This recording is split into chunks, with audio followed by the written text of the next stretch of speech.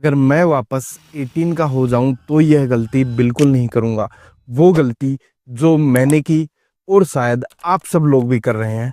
तो ध्यान से देखना इस वीडियो को, क्योंकि यह 8 से 10 मिनट हो सकता है आपकी पूरी फाइनेंशियल जर्नी को बदल दे। नमस्कार दोस्तों, मैं हूं प्रशांत और स्वागत है आपका निवेशोलॉजी में। आज मैं आपसे बात करूंगा एक ऐसी गलती के बारे में जिसे शायद 90% लोग कर रहे हैं। अगर आपकी उम्र 18 से 25 साल है तो यह वीडियो सिर्फ आपके लिए है। वीडियो की शुरुआत करेंगे हम एक कहानी से। दो दोस्त थे, राम और श्याम। दोनों की उम्र 18 साल थी और दोनों की जॉब एक साथ लगी। दोनों की स्टार्टिंग सैलरी 20,000 रुपए थी। राम ने सोचा कि अभी तो मेरी उम्र केवल 18 साल है, मुझे अभी अपनी लाइफ को एंजॉय करना है, और वह लग गया 20,000 रुपए की सैलरी से अपनी लाइफ को एंजॉय करने में।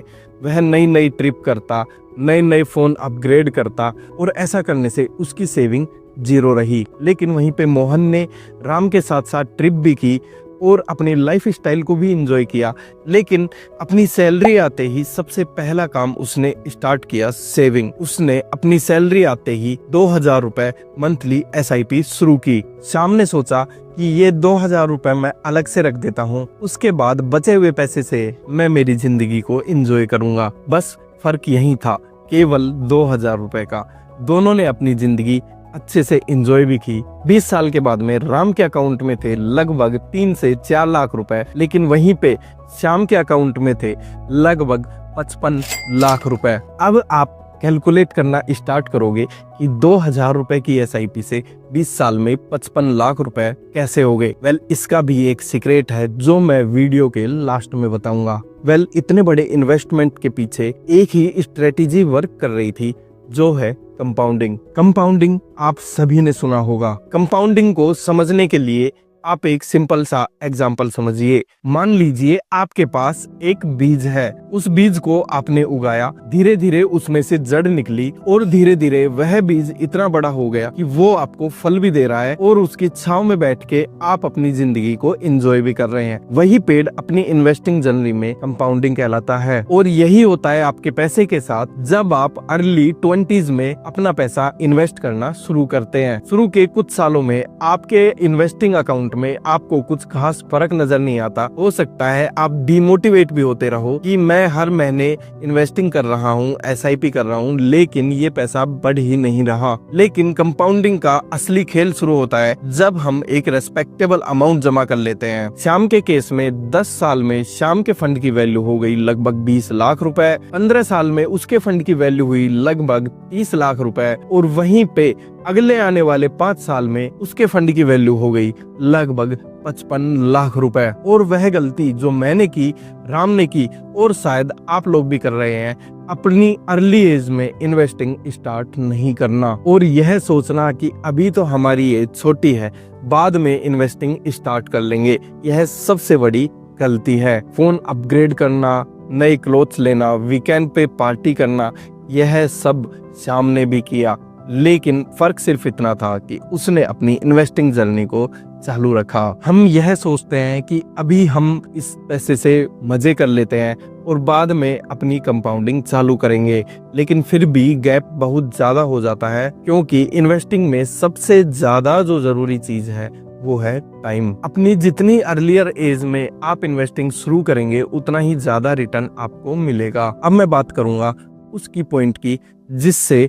2,000 रुपए की SIP से श्याम ने 55 लाख रुपए का कॉर्पस जमा किया। नॉर्मल आप 2,000 रुपए की SIP को कैलकुलेट करेंगे तो 55 लाख रुपए की वैल्यू नहीं बनेगी, लेकिन श्याम ने अपनी SIP को स्मार्टली तरीके से इन्वेस्ट किया। उसने अपनी सैलरी बढ़ने के साथ साथ हर साल 10% की इंटरेस्ट रेट से अपनी SIP को भी बढ़ाया। उससे यह हुआ कि उसका इन्वेस्टमेंट वैल्यू 55 लाख रुपए हो गया। दोस्तों, अभी अपने फोन में डीमेट अकाउंट खोलिए और SIP स्टार्ट करिए, चाहे वो 500 रुपए की ही क्यों ना हो, क्योंकि कोई भी अमाउंट बड़ा नहीं होता, बड़ा होता है अर्ली स्टार्ट करना। कंपाउंडिंग में टाइम वैल्यू बढ़ाने पर हमारे इन्वेस्टिंग की वैल्यू ड्रास्टिकली बहुत ज्यादा हो सकती है, इतनी ज्यादा कि आप सोच भी नहीं सकते। यकीन नहीं है तो आज ही SIP कैलकुलेटर डाउनलोड करो और उसमें आप चेक करो कि आप कितना फंड लगा करके कितने मैक्सिमम ईयर तक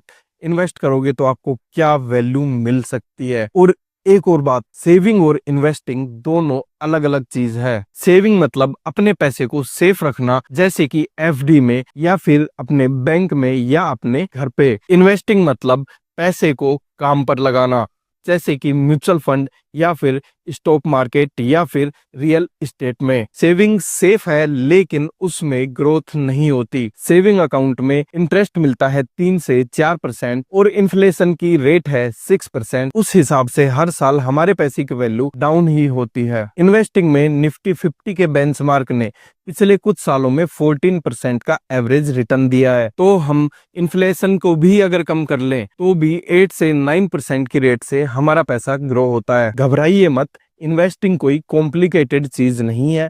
आज ही डीमेट अकाउंट खोलिए और अपनी इन्वेस्टिंग को शुरू कीजिए। अगर आपके पास डीमेट अकाउंट नहीं है तो आप नीचे दी हुई लिंक से फ्री में डीमेट अकाउंट खोलकर अपनी एसआईपी शुरू कर सकते हैं। अगर आपको एसआईपी शुरू करने में कोई हेल्प चाहिए तो आप मुझे मेरे इंस्टाग्राम पे कांटेक्ट कर सकते हैं। मेरे इंस्टाग्राम का लिंक भी नीचे दिया हुआ है। एक चीज का विशेष ध्यान रखना, एसआईपी शुरू करने के बाद में उसको अपने बैंक से ऑटो डिडक्ट करना और उसको भूल जाना।